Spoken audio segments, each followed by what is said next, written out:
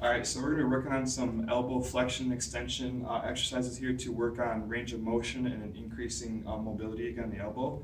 So our first exercise, what we want to do in therapy is we want to make sure that we start with passive exercises. So I'm going to stabilize this humerus right here, and I'm going to assist him through the range of motion up through flexion.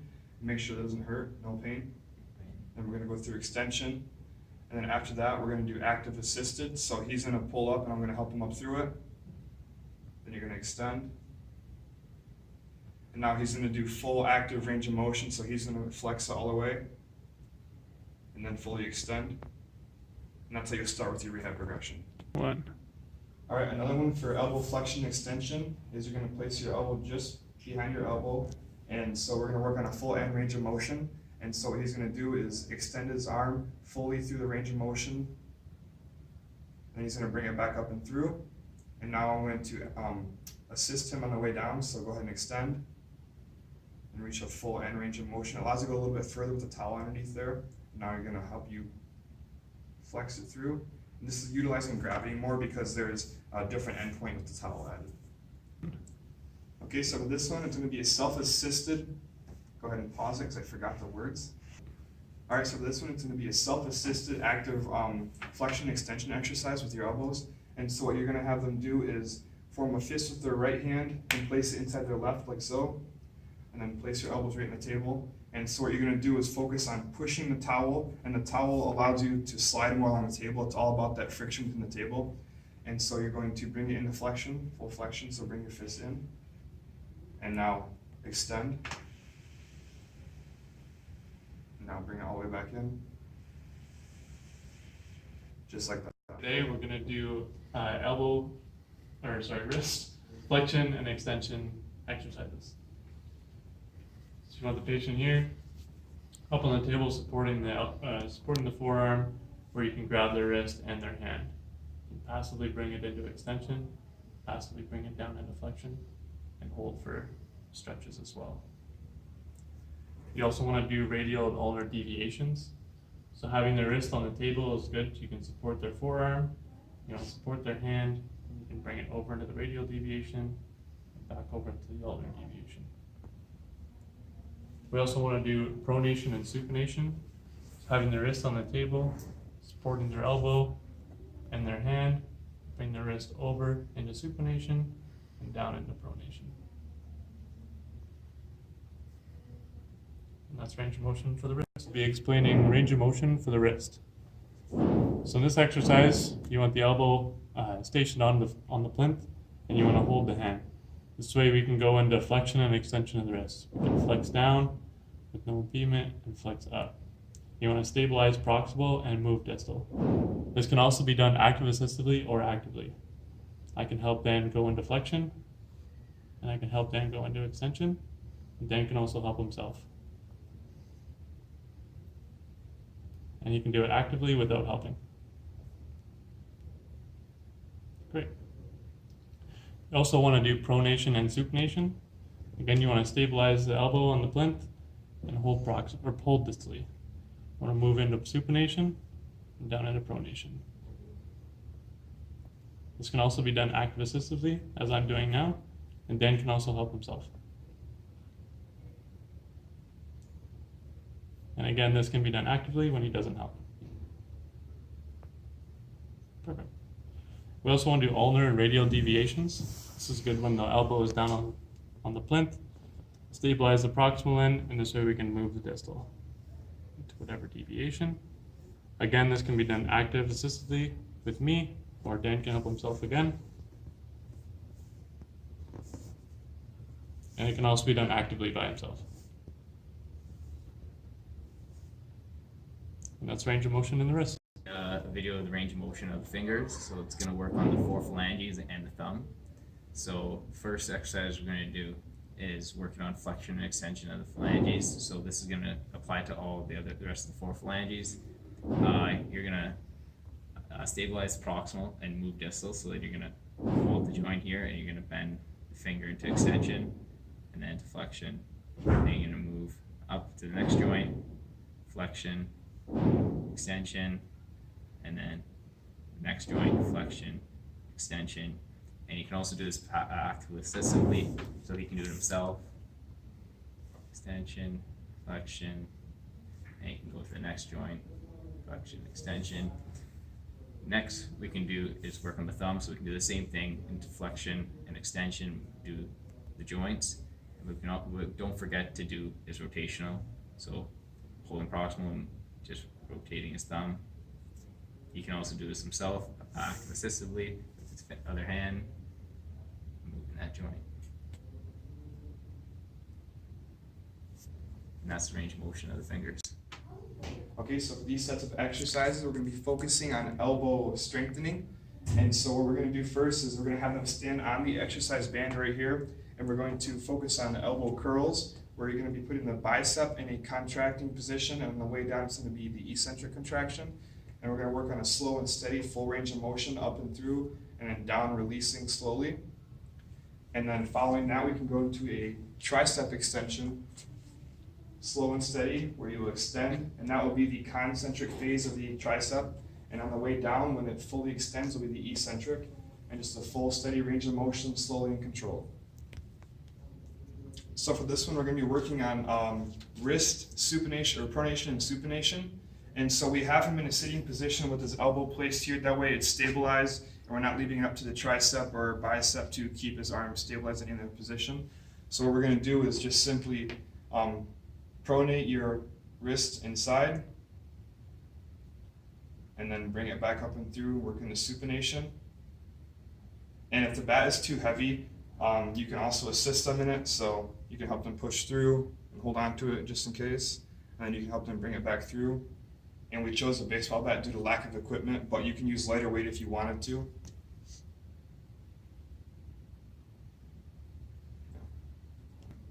For the next wrist flexion extension exercise, it's going to be wrist curls right here. So what you can do is just work on curling it up and through, and this helps with the full range of motion and also grip strength, helps with the forearm strength as well. And then once you get all the way down, you slowly unwind it, and then you can add weight down to the bottom chain if you'd like to increase the resistance, or you can keep it just a lightweight like this for beginning exercises. So some methods for increasing hand strength. A simple one to start with is just towel grips. So what you're going to do is just grab the towel with either hand, and then just work on squeezing the towel as hard as you can. Maybe hold for 1 or 2 seconds, then release. Pretty simple ones right there. And then another good one is a finger web. So if you don't have a finger web, you can use rubber bands as well, but this is an easier method of doing it. So the yellow is the easier side, the green is the harder side. So what you can do is you insert all your fingers close together like so, and you can work on extension of full finger extension, and then you can also do flexion. And so for extension, your fingers are going to start close and work out, and then so for flexion, if you just put your fingers more spread out, and you're going to try and bring all your fingers in. This one's ripped, as you can see. And then differently, you can start with your fingers close together, and you can work on individual finger extension. So just work on the individual phalanges, and then, or you can start with thumb and work pulling your thumb in toward the rest of your fingers. Muscular endurance. So this is a great baseline before you start any kind of strength training program or power program. Just so your muscles are capable of holding heavier weights for longer periods of time. That way they're in shape. This is when you're working on your therapy to do 10, 12, 15, 20 reps, anything like that. The more reps, the better, keeping them at a slow, controlled pace. That way they are focused on keeping it in the right plane of motion, controlling their arm through the entire range of motion, and then fully eccentrically contracting it. When talking about speed, you can do this during time trials or anything that you want, really. So work on endurance and speed. You can do higher reps at higher speeds, which tires your muscles out faster, but the more reps that you do, you're working through that fatigue and you are making the muscles stronger. And this is a good phase to work on for even up to a month when you first start a program, before you work into a strengthening phase and then progress into a power phase. Okay, so now we're going to work on hand range of motion. So we're going to do the same hold relax technique, but just with the phalanges here. And you can do separate phalanges if you wanted to, but we're going to do it as a whole unit right here. And this is really common to do with a patient experiencing mallet finger. What which is when they cannot fully extend their DIP joint. So what we're gonna do here is for all the fingers, we're going to do the hold relax. So if his full range of motion comes to right here and he can't fully extend his fingers, we're going to do the hold relax. So I'm going to extend a little bit and I'm gonna hold for 5 seconds. Then I'm gonna let your fingers relax, and then I will push them again into a further extension. Relax, and then we'll work into the final extension right here. And relax. And this is more common if you had the jersey or mallet finger, excuse me. You would work on the distal joint, which is where you would work on the full extension right there. And that is what you would do for the hold relax phase for the hand. So when working on hand strength, you want to work on a lot of dexterity and proprioception, utilizing a lot of those small and fine motor skills that a person would utilize during the day. A good exercise would be a bucket of sand and maybe quarters or some small items within the sand, and they have to find within. Nuts and bolts are a really good one to be able to put the nut inside, screwing it, unscrewing it, having different sizes for them to be able to figure out that this one does not fit into that size just based on feel, not look. Other important things you can use is household items like kitchen utensils or school books or school items, writing, flipping pages, anything that's going to use those small, fine motor skills that hands need. Okay, so for the wrist right here, we're gonna do the hold relax technique as well. And so we're gonna have him at his set stopping range of motion. And so what I'm going to do is passively assist him into his full flexion. And then what I'm gonna do is hold it right there for the count of 5. So 1, 2, 3, 4, 5. Then I'm going to pull him into extension again. Then I'm gonna have him work back into flexion to his full range, his new full range of motion. Hold it there for 5 seconds. Release back. And then one more time as far as he can for another 5 seconds until he reaches his last end point, and then we'll relax that. And then next we'll go to the contract relax. So what I'm going to do is push him into his full flexion range of motion, and I'm going to instruct him to not let me pull down against your wrist, and I'm going to pull and ready and resist. Pull, pull, pull, pull, pull. Okay, relax. I'll move the next one and pull, pull, pull, pull, pull, pull, pull, pull, pull. Good. And then for your last one, pull, pull, pull, pull, pull, and good. Okay, so for this PNF stretch, we're going to utilize the hold relax technique for elbow flexion. So what the person's going to do is we're going to passively move them elbow flexion until we hit the end range of motion. We're going to hold this position for 5 seconds. Then we're going to release them back down. Reset themselves. We're going to move them back up passively to that end range. Push a little bit farther. Hold for 5 seconds again. And then release back down. We can do that 3rd time. Get as far back as we can. And then relax back down. So that's hold relax. Now for contract relax, we're going to passively move them into that end range. And now Reese isn't going to let me pull his arm down. So instead of me pulling, I'm going to use my body weight to pull back, and you're not going to let me move your arm down. So we're going to pull, pull, pull for 1, 2, 3 seconds, relax, and then we're going to move them in a little bit farther. And I'm going to pull against you again. Pull, pull, pull, pull, pull, pull, pull. Okay, relax. Here we go. And the last time, pull, pull, pull, pull, pull, pull, pull, relax. And that's contract relax for the elbow. This is PNF for the elbow, wrist, and hand. So what we're going to do is we're going to do a pattern called the D1 pattern, and this is going to work on fully flexion and extension of the elbow, wrist, and hand. So how we're going to start is we're going to have his fingers flexed, his wrist flexed, and his elbow flexed, and his forearm supinated. So what he's going to do is I'm going to passively bring him through the motion. He's going to extend his fingers, extend his wrist, and extend his elbow, and pronate his forearm, putting the thumb down. Then we're going to bring it back, so we're going to flex the fingers, flex the wrist, flex the elbow, supinate the forearm, and bring it and thumb up. I'm gonna do it again. So he's gonna extend his fingers, extend his wrist, extend his elbow, pronate his forearm, and have his thumb facing down. And one more time back, flex the fingers, flex the wrist, flex the elbow, supinate the forearm, and thumb facing up. Next we're gonna do rhythmic initiation, and I'm gonna apply resistance while he's going through that same pattern.